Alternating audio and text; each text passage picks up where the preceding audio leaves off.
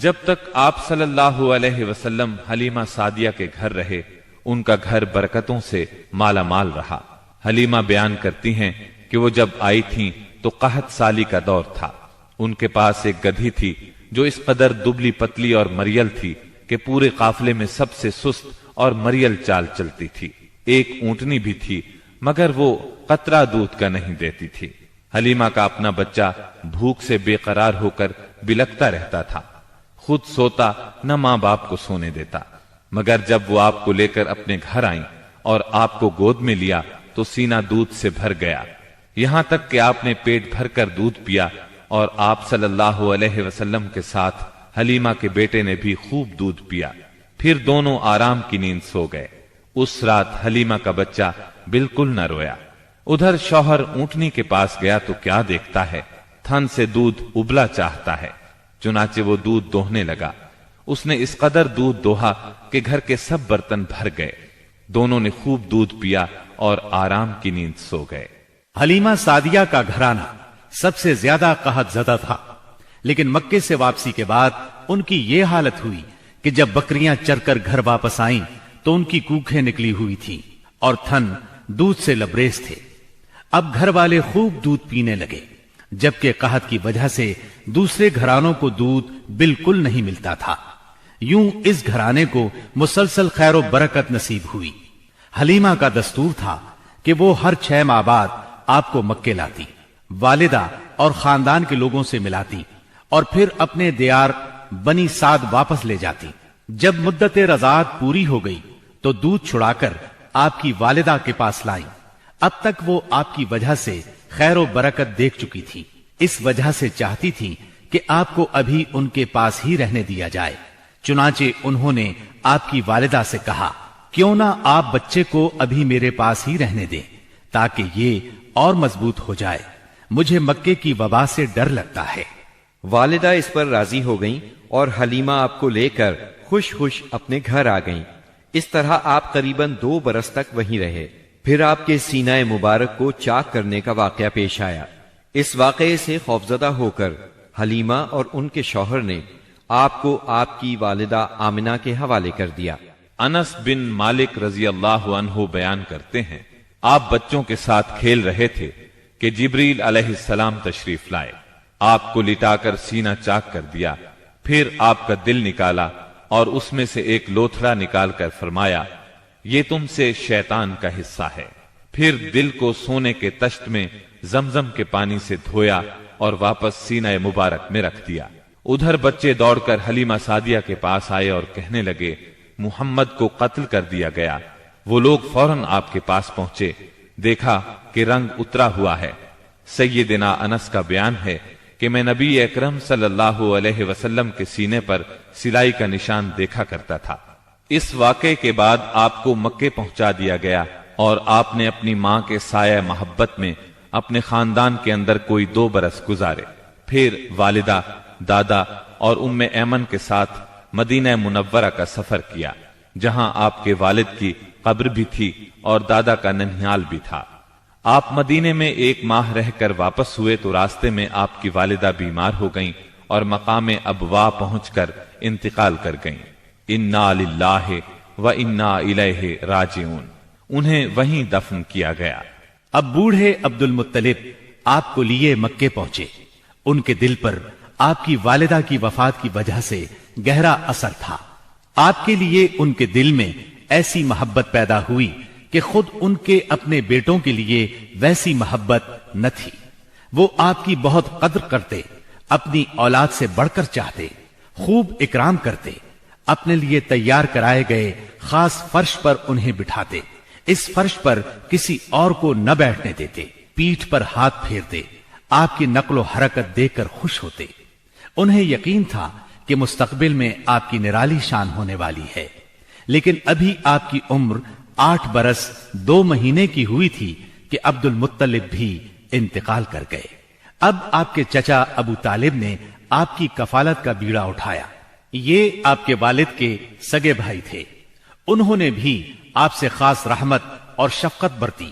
وہ مالدار تو نہ تھے، لیکن آپ کی کفالت کے بعد اللہ تعالیٰ نے ان کے تھوڑے سے مال میں اس قدر برکت دی کہ ایک آدمی کا کھانا پورے کنبے کے لیے کافی ہو جاتا تھا۔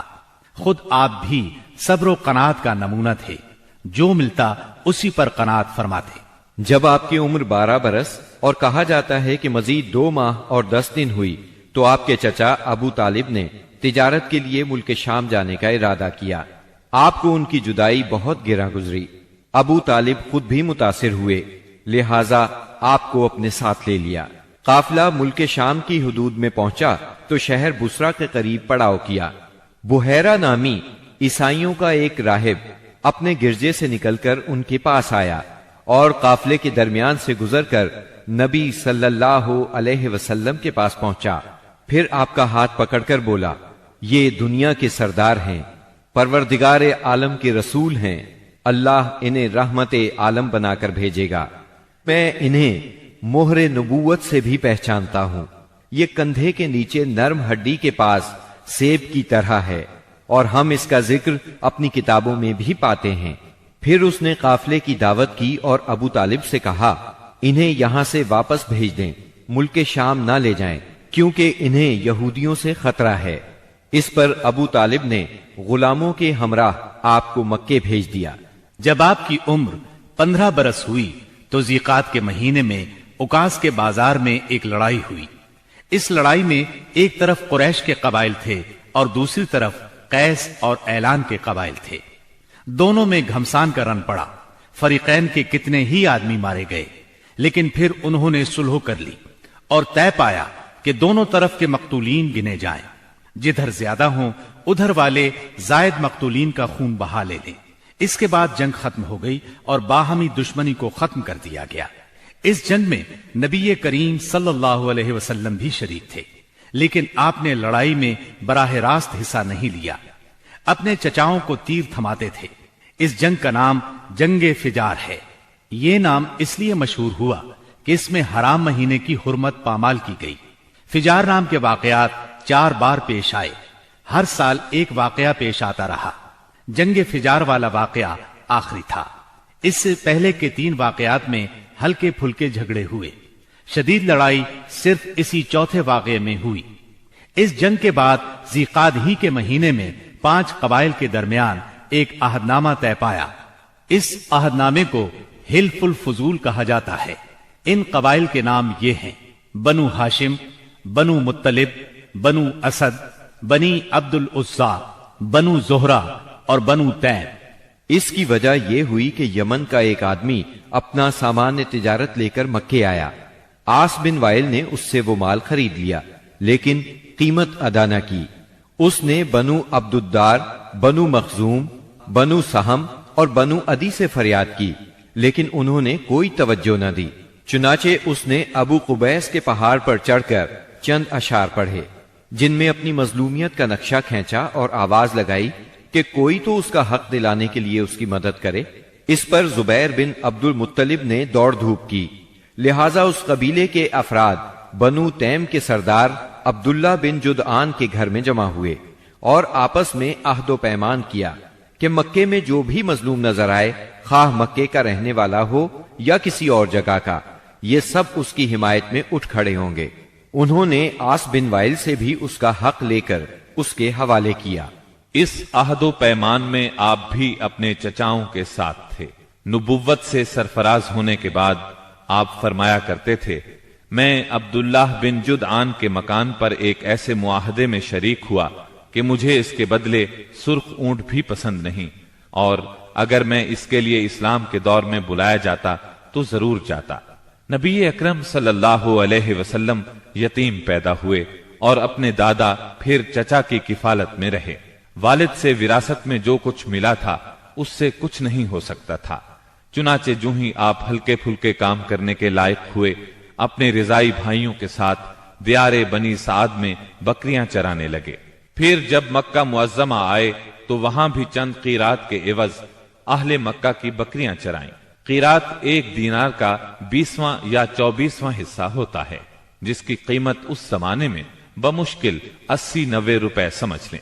کم عمری میں بکریاں چرانا انبیاء کی سنت ہے۔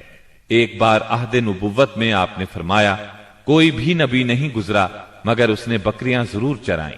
پھر جب آپ جوان ہو گئے تو تجارت شروع کی۔ بعض روایات کی روح سے آپ صائب بن ابی صائب کے ساتھ مل کر تجارت کرتے تھے۔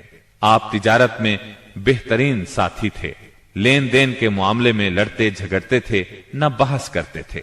تمام معاملات میں آپ حد درجے امانت دار، سچے اور پرہیزگار مشہور تھے۔ زندگی کے سبھی میدانوں میں آپ کا یہی طریقہ تھا، اسی بنا پر آپ کا لقب ہی امین مشہور ہو گیا تھا۔ ان تمام وجوہات کی بنا پر آپ کی شہرت سن کر سیدہ خدیجہ نے آپ کو تجارت کے لیے اپنے مال کی پیشکش کی۔ وہ عزت اور مال دونوں لحاظ سے قریش کی ایک معزز خاتون تھی، لوگوں کو اجرت دے کر اپنا مال تجارت کے لیے بھیجا کرتی تھی۔ اس پیشکش کے ساتھ انہوں نے یہ بھی کہا کہ وہ آپ کو سب سے اچھی اجرت دیں گی۔ چنانچہ آپ نے ان کے غلام میسرہ کے ساتھ شام کا سفر کیا، وہاں خرید و فروخت کی۔ اس خرید و فروخت میں بہت زیادہ نفع ہوا، اس قدر برکت ہوئی کہ پہلے کبھی اتنا منافع نہیں ہوا تھا۔ شام سے آپ مکہ واپس آئے اور سیدہ کی امانت انہیں سونپی۔ سیدہ خدیجہ نے امانت اور برکت کا یہ حال دیکھا تو حیرت زدہ رہ گئیں۔ ادھر میسرہ نے بھی آپ کی باتیں انہیں بتائیں۔